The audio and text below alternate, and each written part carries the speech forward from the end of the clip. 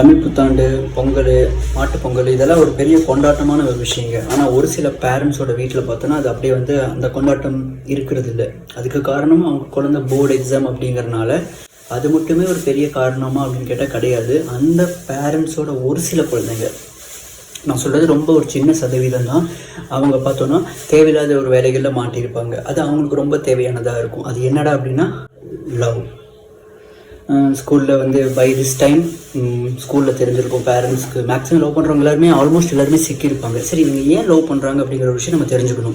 அவங்களுக்கு லவ்னா என்னென்னலாம் பெருசாக ஒரு ஐடியா இருக்கிறது இல்லைங்க. ஏன்னா கல்யாணம் ஆனால் நமக்கே பார்த்தோன்னா அது என்ன அப்படிங்கிறது ஒரு பெரிய புரிதல் இருக்கிறது இல்லை.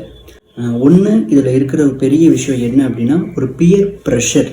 பியர் ப்ரெஷர்னால் இதெல்லாம் பண்ணால் தான் நான் கொஞ்சம் துண்டாக தெரிவேன், நான் கொஞ்சம் பெருசாக தெரிவேன், இதெல்லாம் பண்ணும் போல் இருக்கேன் நான், அப்போ தான் எனக்கு ஒரு ஆட்டிடியூடு, ஒரு கெத்து எதுதான் நினச்சிக்கிறாங்க. நான் நிறைய குழந்தைங்களை பார்க்குறேன். அவங்க பாஸ்ட் பிஃபோர் கண்ணுக்கு அவ்வளோ அழகாக தெரியுது. அவன் அதுக்கு முன்னாடியும் அதுக்கு பின்னாடியும் ஒன்றுமே இல்லை. ஒரு 6 மாதத்துக்கு முன்னாடியும் ஒரு 4 மாதத்துக்கு பின்னாடி அவன் எப்படி இருக்கான், அந்த நடுவில் இருக்கிற அந்த 2 மாதம் அவனை எப்படி மாற்றிருக்கு அப்படிங்கிறது தெரியுது. சார் பிடிச்சிருக்கு, அதெல்லாம் மேட்ரு கிடையாதுங்க. இங்கே என்ன மேட்ருனா பியர் ப்ரெஷர் மட்டும்தான். ஏன் பியர் ப்ரெஷர் அப்படின்னா ஆரம்பத்துலேருந்து நம்ம குழந்தை 2 வயசு குழந்தை அழகாக ட்ரெஸ் போட்டுனேன்னு அம்மா நல்லா இருக்கான்னு சொல்லி கேட்குது பார்த்தீங்களா, அங்கே இருந்து ஆரம்பிக்குது அந்த பிரச்சனை. ஏன்னா வந்து நம்மளை யாராவது ஒருத்தவங்க ஒத்துக்கணும்னே நம்ம நினைக்கிறோம். ஆரம்ப கட்டத்தில் பேரண்ட்ஸ் வந்து நம்மளை ஒத்துக்கிறாங்க. ஆல்மோஸ்ட் ஒரு சில பேரண்ட்ஸ் ஒத்துக்கிறது இல்லை, பட் நிறைய பேரண்ட்ஸ் ஒத்துக்கிறாங்க.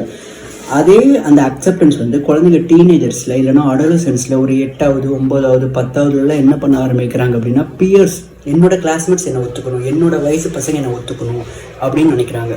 அப்போ அவன் ஒத்துக்கணும் அப்படின்னா நான் ஏதாவது ஒன்று பெருசாக பண்ணாதான் நான் ஒத்துப்பான். அப்போ நான் இது பண்ணுறேன்னா சிராஜ் அந்த மாதிரி, சுராஜ் அந்த மாதிரி ஒரு ஹைப் அவங்களுக்கு என்ன பண்ணுது அப்படின்னா தேவைப்படுது.